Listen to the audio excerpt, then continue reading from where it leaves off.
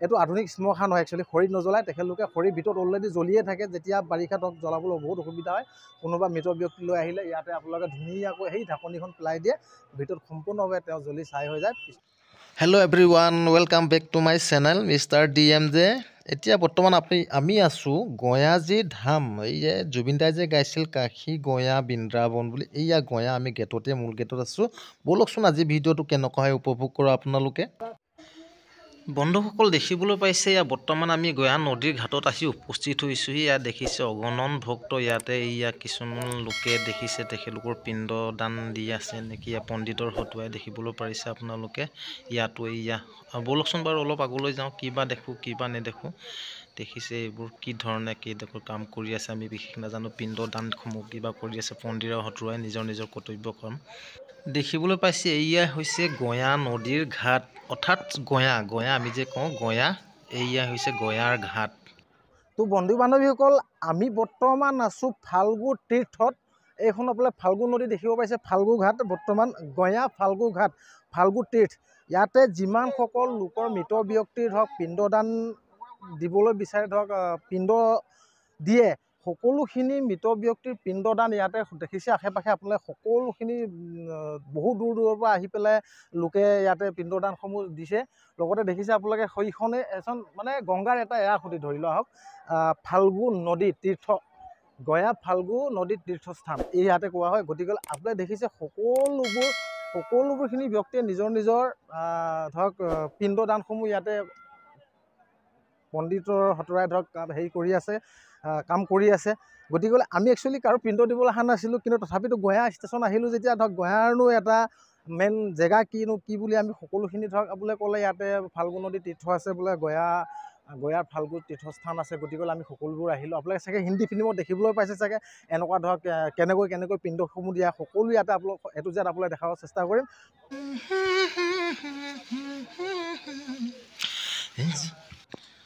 কাশী গঞা মথুৰা বদৰি কাধা এই গানটো শুনিছে না চাগে কাশী গঞা মথুৰা এইখনেই হৈছে গঞা আমি মথুৰালৈ যোৱা নাই যদিও ৰাম মন্দিৰ দৰ্শন কৰি আহিলোঁ এতিয়া মথুৰালৈ যাবলৈ আমি চেষ্টা কৰিম নেক্সট ভিডিঅ'ত আপোনালোকে পাব মথুৰাৰ কিছু ভিডিঅ' ৰাম মন্দিৰ যিদৰে ভিডিঅ' পাইছে গঞাৰ তো ব'লকচোন অলপ আগলৈ যাওঁ গঞা ফাল্গু নদী ঘাটত আমি আছোঁ এতিয়া গঞা ষ্টেচনৰ পৰা বা মিনিমাম আপোনাৰ 30 টকা ভাড়া ল'ব ফাল্গু নদী ঘাটলৈ আপোনালোকে যদি কোনোবা আহিব বিচাৰে অকল 30 টকা কৰি আপোনালোকে ভাড়া দি পেলাই অ'টত আপোনালোকে ফাল্গু নদী ঘাটলৈ আহিব পাৰিব আৰু ইয়াত এটাই মেইন পৰম্পৰা আছে যে আপোনালোকৰ যদি কোনোবা মৃত ব্যক্তি বা কোনোবা মৃত আত্মাৰ কাৰণে সাতগতিৰ কাৰণে আপোনালোকে পিণ্ডদান দিব বিচাৰে সকলোখিনি সা সুবিধাই ফাল্গু নদী ঘাটতে ইয়াতে উপস্থিত আছে পণ্ডিত পাব বিচাৰিলে আপোনালোকে সকলোখিনি আপোনালোকে সা সামগ্ৰী পূজাৰ ইয়াতে উপলব্ধ আছে মাত্ৰ কিবা এটা আপোনালোকে অৰিহণা দি জাষ্ট আপোনালোকে পূজা ভাগি ইয়াতে অৰ্পণ কৰিব পাৰিব আৰু লগতে আৰু এই দেখিছে যিখন ফাল্গু নদী ঘাট আপোনালোকে স্নানো কৰিব পাৰিব লগতে আপোনাৰ এই চাইডত আছে গংগাজল সকলোখিনি সুবিধা এটা পাব লগতে আছে এতিয়া মন্দিৰ আমি মন্দিৰ দৰ্শন কৰি ল'ব যে আপোনালোকে ভিডিঅ'টো ভালদৰে চাই যাওক এই এনেদৰে চিৰি ওপৰলৈ গৈ ওপৰত মন্দিৰ আছে আমি মন্দিৰলৈ আমি সোমাবলৈ চেষ্টা কৰিছোঁ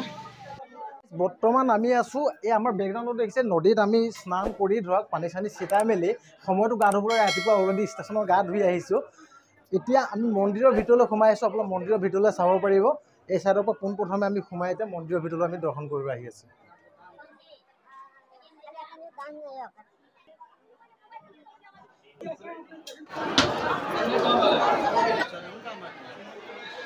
বন্ধুসকল দেখিবলৈ পালে এয়াই আছিলে